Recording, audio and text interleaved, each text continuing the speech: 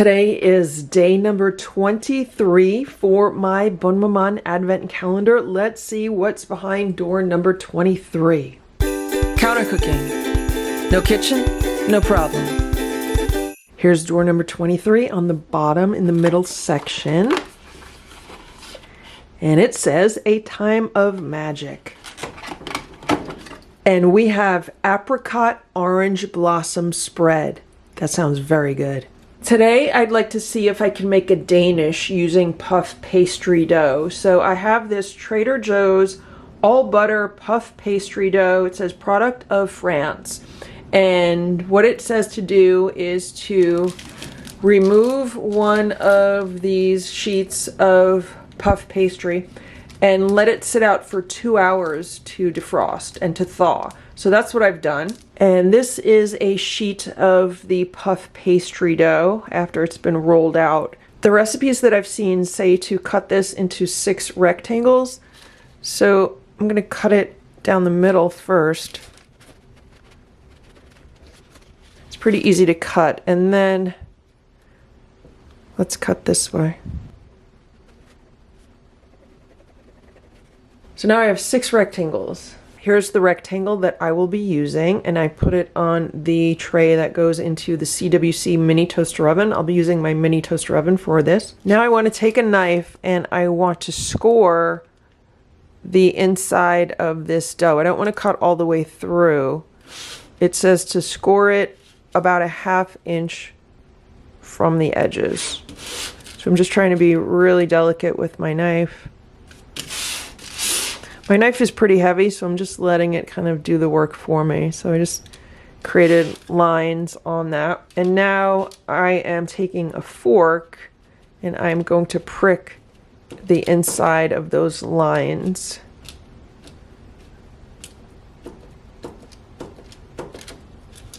I think that looks good. I just turned my toaster oven on. I have it set to 450, which is actually 350. That's the hottest this goes. And I have it set for 10 minutes just to preheat this little mini oven. Now I'm putting together a cheese topping for the Danish. So I have like a heaping teaspoon of cream cheese. I'm not measuring anything. I'm just kind of estimating and eyeballing it. I'm adding a little bit of brown sugar, only because that's the only sugar I have in the house right now. Actually, I do have some powdered sugar, so I probably could have used that also. And the recipe says to add a little bit of milk to that. So let's add a teaspoon of milk also. We could always add more milk. I just want this to be a creamy consistency to use on the Danish. And of course the brown sugar will darken it up a little bit, but that's okay. I'm fine with that.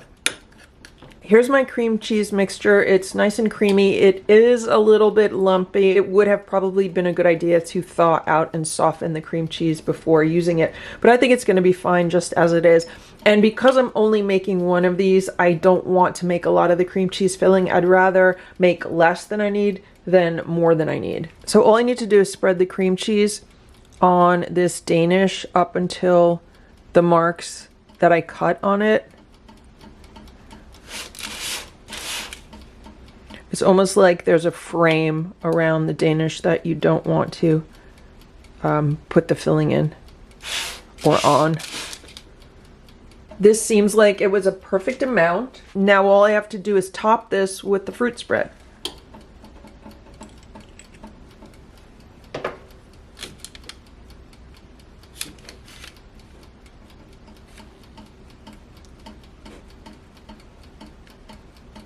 I think that looks very good. And now all I need to do is bake this for about 15 minutes. But since I'm using a mini toaster oven, I do have to keep an eye on it because maybe it might be done sooner. Let's put this in the toaster oven. And I just set the timer for around 15 minutes. It's been about 3 minutes and the pastry is starting to puff up already. Can you see it puffing?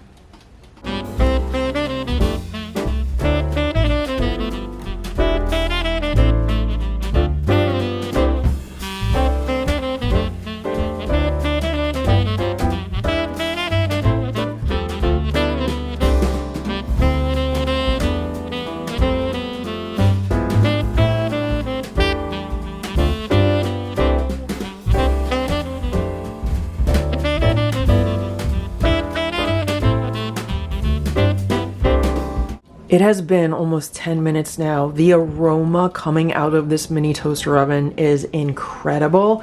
And I do see that the puff pastry is starting to brown. So I think this might be done. See what's going on in there? Let me pull that out so we can take a look at it. Look at that. I think that looks incredible.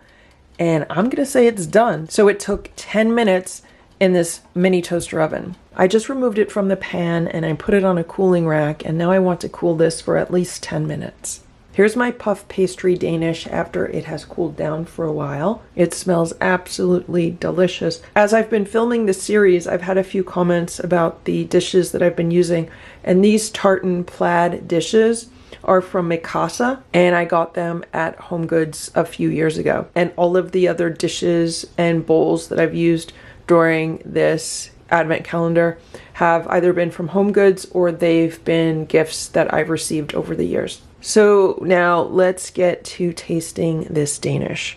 I'm just gonna pick it up. It's nice and light. I can't even tell you the last time I had a Danish. Like, it's been so long, I don't even know. It's absolutely delicious. I love the flakiness and the lightness of the puff pastry.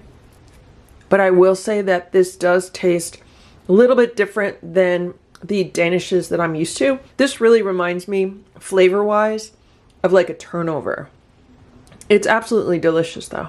So a little bit of cardamom is what usually gives Danishes their flavor, and I just looked through my spice cabinets and I don't have any. I'm all out of cardamom. But if you wanted to give this a little bit more of like the classic Danish flavor, you could probably just sprinkle on some cardamom before you put the toppings on. This was so easy to make and it's so delicious. I'm really happy that this is what I did with my fruit spread from my Bonne Maman advent calendar today.